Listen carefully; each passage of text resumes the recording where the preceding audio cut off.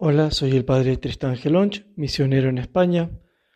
Hoy, 10 de abril, Domingo de Ramos, leemos para la procesión el Evangelio de San Lucas, capítulo 19, el ingreso de Cristo en Jerusalén, y durante la misa leeremos la Pasión del Señor, también según San Lucas, en capítulo 23, la versión breve. Jesús caminaba delante de sus discípulos, subiendo hacia Jerusalén. Al acercarse a Betfagé y a Betania, junto al monte llamado de los Olivos, mandó a 2 discípulos diciéndoles: Id a la aldea de enfrente, al entrar a ella encontraréis un pollino atado que nadie ha montado todavía. Desatadlo y traedlo. Y si alguien os pregunta: ¿por qué lo desatáis?, le diréis así: el Señor lo necesita. Fueron pues los enviados y lo encontraron como les había dicho. Mientras desataban el pollino, los dueños les dijeron: ¿por qué desatáis el pollino? Ellos dijeron: el Señor lo necesita.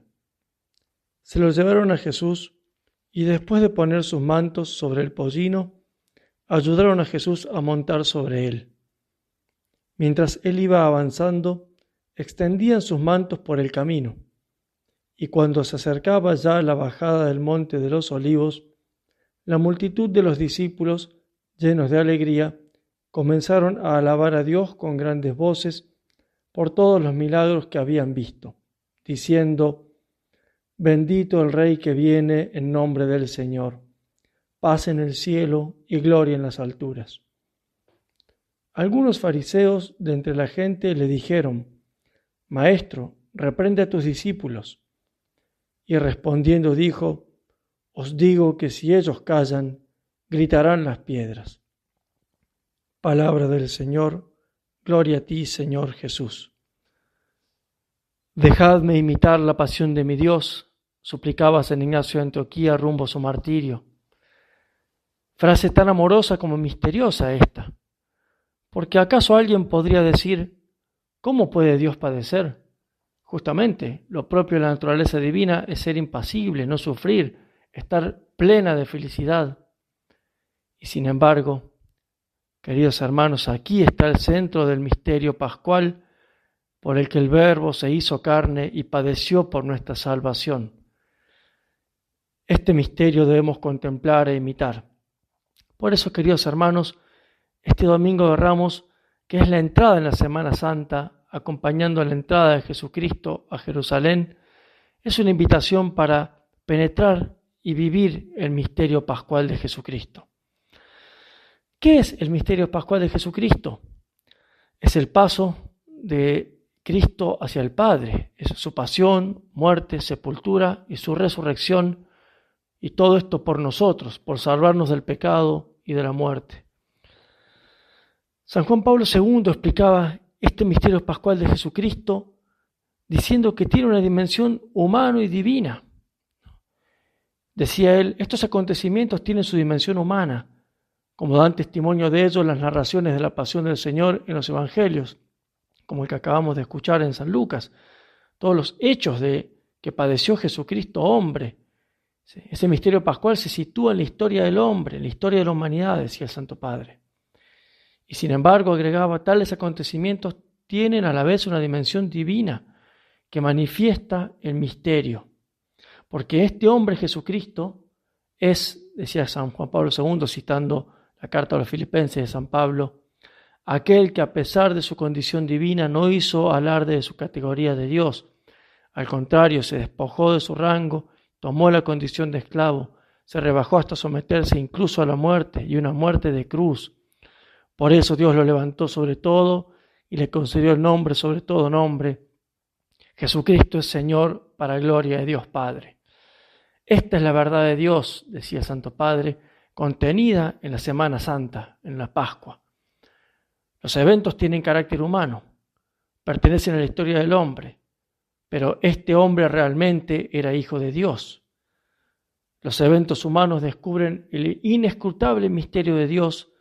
Este es el misterio del amor que salva, decía San Juan Pablo II. Y así, el misterio pascual es una única realidad, la realidad divina de la encarnación y de la redención introducida en la historia del hombre, introducida en el corazón y en la conciencia de cada uno de nosotros, decía San Juan Pablo II. Encarnación y redención, porque Dios se hace hombre, pero para padecer, para pagar por nuestros pecados. Y de allí que nosotros tenemos que buscar imitar este misterio pascual del Verbo encarnado o del Dios humanado, Dios que se hace hombre para poder padecer, morir y resucitar por nuestra salvación. Tenemos que imitar su encarnación, porque nosotros siendo hombres tenemos que buscar que la vida divina crezca en nosotros. Y esto sabemos que es por medio de la gracia, por medio de los sacramentos, de las virtudes, especialmente las virtudes teologales, una fe viva, una esperanza cierta, una caridad entera. Esta Semana Santa debemos buscar que crezca la gracia en nosotros, hacer una buena confesión y recibir al Señor con una verdadera caridad que avive, que crezca la vida de Dios en nosotros, que seamos más divinos al finalizar esta Semana Santa. Tenemos que imitarlo en su redención, en ese aspecto de padecer por nosotros. Cristo padeció por nuestros pecados.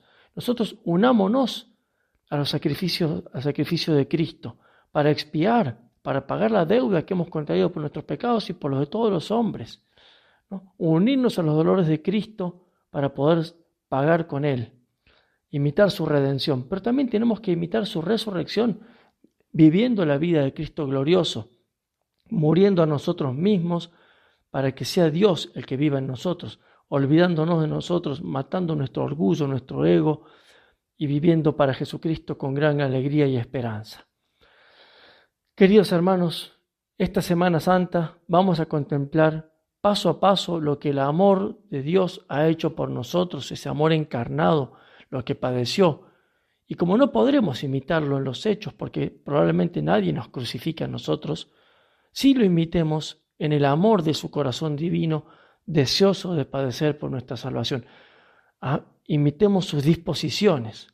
Y por eso los invito nuevamente a hacer nuestra esa súplica de San Ignacio de Antioquía, que se nos permite imitar la pasión de nuestro Dios humanado, que padeció por nosotros dejándonos un ejemplo, decía San Pedro, para que sigamos sus huellas.